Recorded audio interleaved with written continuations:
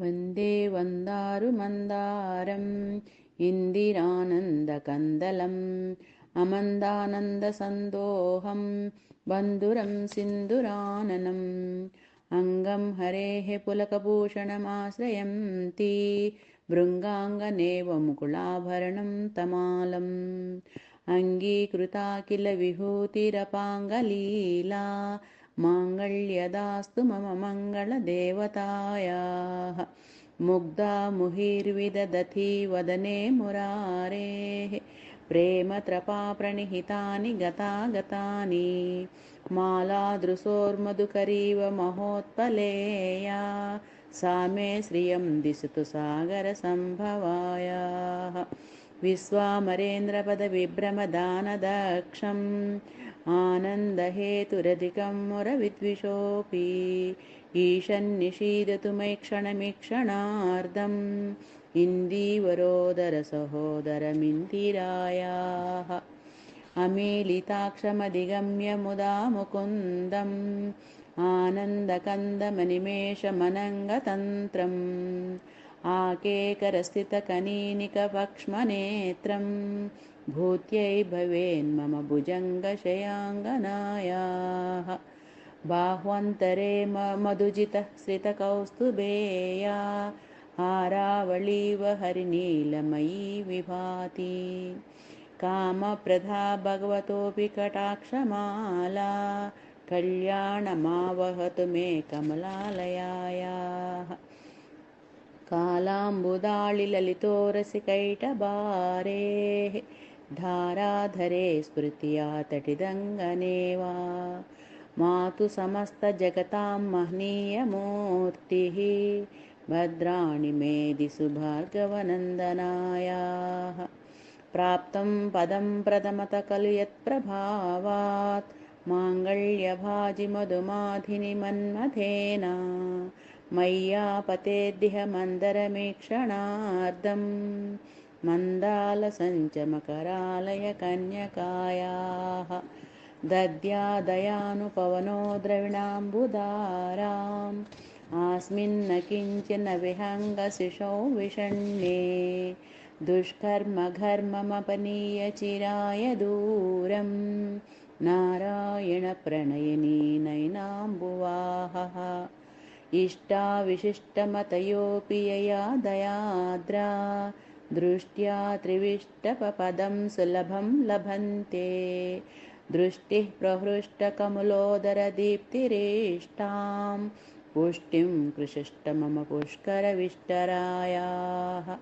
गीतेवतेति गरुडध्वजसुन्दरीति शाकम्भरीति शिशुशेखरवल्लभेति सृष्टिस्थितिप्रलयकेलिषु संस्थितायै तस्यै नमस्त्रिभुवनैकगुरोस्तरुण्यै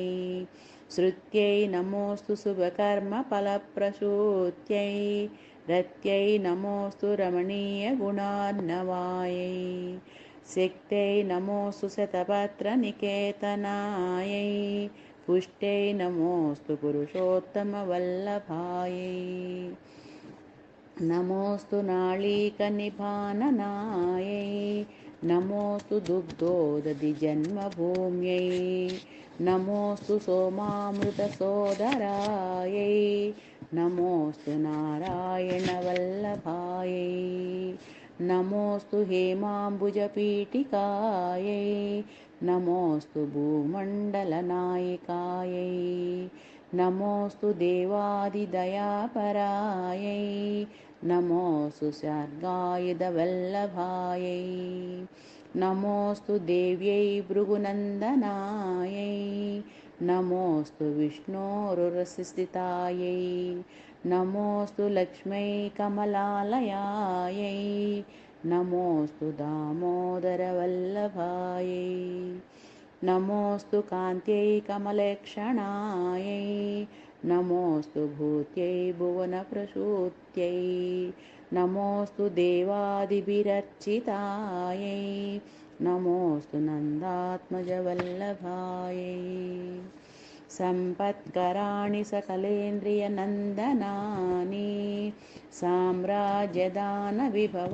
सरोरुहाक्षी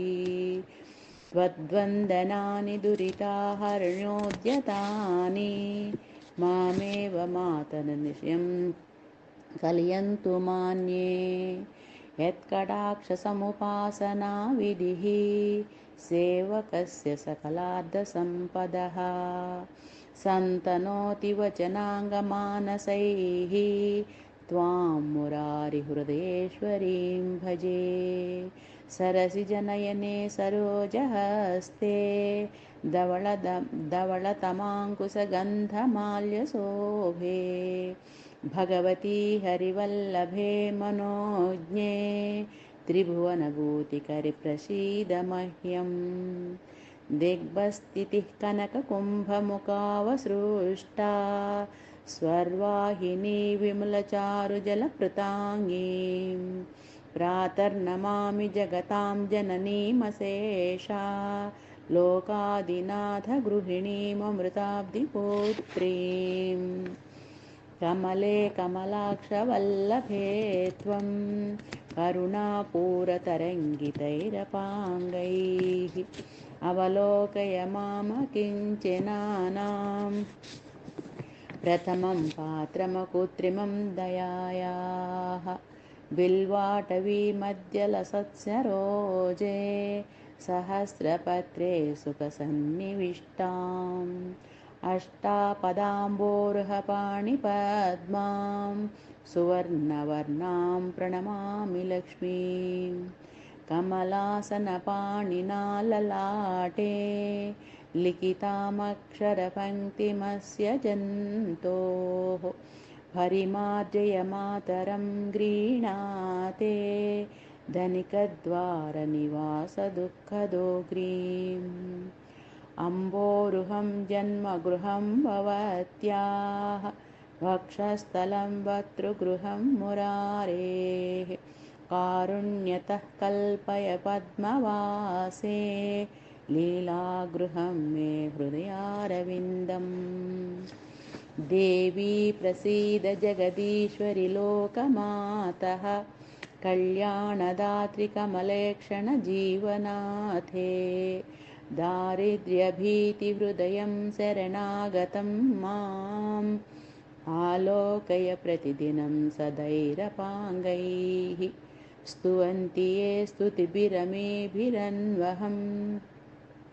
त्रयीमयीं त्रिभुवनमातरं रमां गुणाधिका गुरुतरभाग्यभाजिनो भवन्ति ते भुवबुधभाविताशयाः सुवर्णधारास्तोत्रं यचं कराचार्यनिर्मितं